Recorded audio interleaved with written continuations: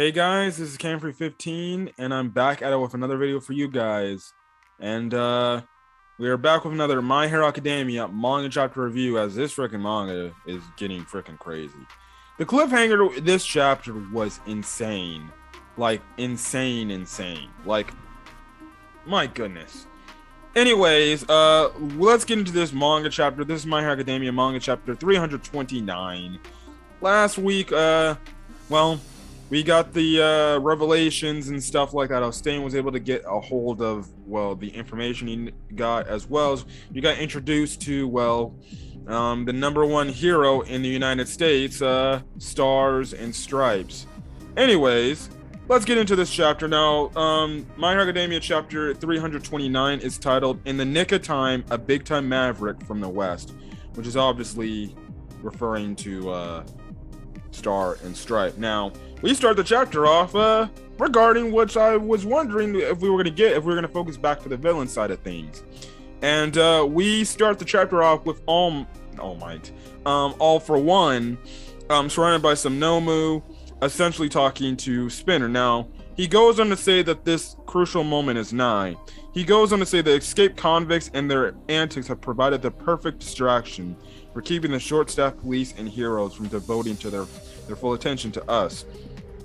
And he goes on to make the mention that that he's playing the hide-and-seek game where he's just waiting and stuff like that. So then guess what? They can overtake with the little forces that are left, essentially where the hero's out, essentially. Now All For One's talking to Spinner. Now Spinner goes on to mention to All For One, like, you know, we could also win by just leaving Japan and maybe go and conquer somewhere else and stuff like that. But All For One replies to that statement by saying, you misread my intent. Winning this little match was the short-term objective, and obtaining One For All is the mid-game goal. Essentially, we know that All For One wants to get One For All, what used to be one of his quirks, back, because he knows somebody with One For All can handle him pretty fairly with the number of quirks he has. Now, Spinner's like, wait, you said Spinner's like, wait, One For All is just the mid game? It's like, wait, you're not, there's more plans? And that's when All For One says, look, I planned a lot ahead for a long life and stuff like that. And within those plans at this very moment presents me with both the greatest obstacle and ultimate opportunity. We find out, especially, and we get confirmation from All For One here, and we even heard it a little bit in the last chapter where the world leaders were talking about, well, All For One has some, connections to other people in different countries. Well, All For One confirms here in this chapter that, yes, he has connections to various of the other countries around the world, and it's just been something that, he's made. He goes to mention that All Might may have eradicated most of the organized crime in Japan, but in other different nations and other countries and stuff like that, that's a different story. Which essentially, I made this prediction, I believe, last week. I don't remember, but I believe I made this prediction last week. I would be honestly, really honest to God surprised and honest to God happy if we get essentially, maybe where in order to stop All For One, essentially the whole world's gonna have to get involved in this whole nonsense. Every other country's different heroes are gonna have to get involved in this, and guess what? They're gonna have to take down all of All For One's bosses around the world. And guess what? They have to. I literally feel like this whole next big war arc that's going to be coming to end off probably My Hero Academia, I think it's going to involve the entire My Hero Academia world, every country, because it's like All For One's literally saying, I have connections to people around the globe. It would make sense that maybe Horikoshi takes the story in a way where it's like, okay, we're not going to just make this whole Japan thing a big thing in the country of Japan. Let's make this a whole worldwide issue where All For One manages to try to take over the entire world as we know it, because we did say he wants to become a demon lord and everything, and stuff like that. So, yeah. Now, All For One goes and say, once those friends of mine start stirring up trouble, each country will have, to weigh its own priorities against the needs of others. And Spinner again asks, like, okay, that's great and all, but what do you keep saying about this obstacle and opportunity? And that's when All for One is like, that lies in Star and Stripe, um, who is known as the strongest woman around. He goes on to say, and the hero who reigns supreme in the land of the free, the home of the heroes, she shrugs off cheap tricks and petty tactics.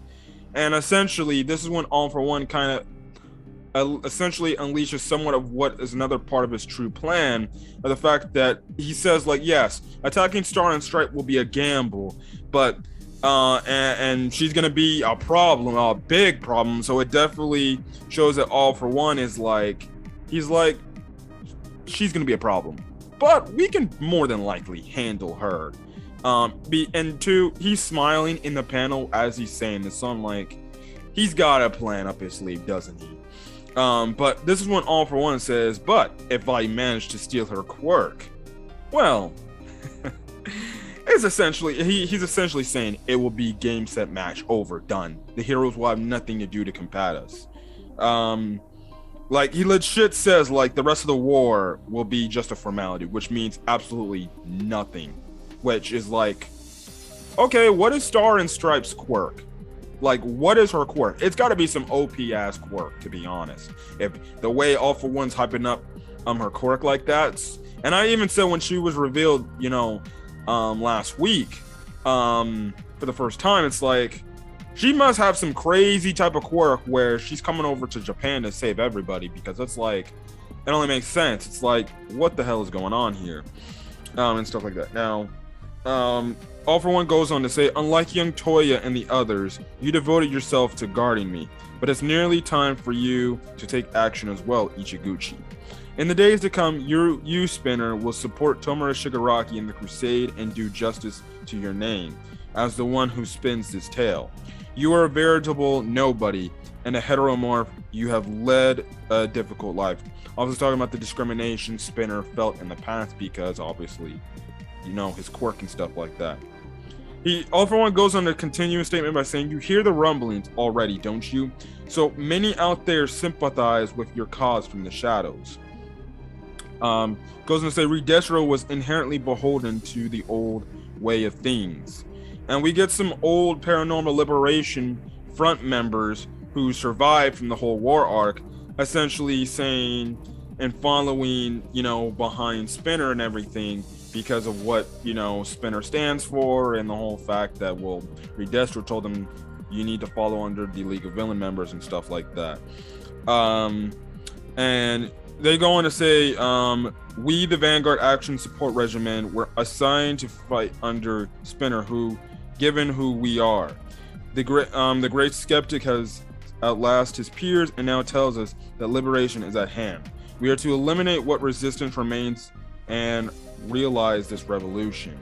We cut over to Skeptic, and he's like, yes, muster the heroes in the way the simplest for you lot. The League may rub me the wrong way, but their influence certainly has its uses. Obviously, in the standpoint, he's like, well, Redestro trusted them. I have no choice, even though I don't like them. He goes on to say they represent the light and hope. Redestro saw that they saw the light and hope they represent. Now, we see Toga in a panel. Now, we don't know where Toga's at, and stuff like that. So that's the thing. Toga's still alive. We don't know where she's at. It seems like Toya or Dabi is in a forest, and stuff like that. And the thing is, Skeptic says in this panel, like, it makes no difference whether or not the League of Villains are true liberators, destined to accept this mission and burden. Hold them sacred. We shall endow them with dignity.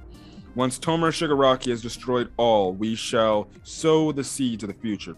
Two, I also like the standpoint when they were doing the side-by-side panel with Spinner. They had the other side of Stain, because Stain is his idol, and essentially, he's trying to, Spinner trying to live out Stain's ideology and stuff like that. So, yeah, now we go over to Hawks and Best Genius, and Hawks tells Best Genius, like, Star and Stripe is entering our airspace soon, and when we meet up with her, we'll tell her everything that's going on. Now, Hawks says he's pretty reassured that, that they're glad to have Star on their side.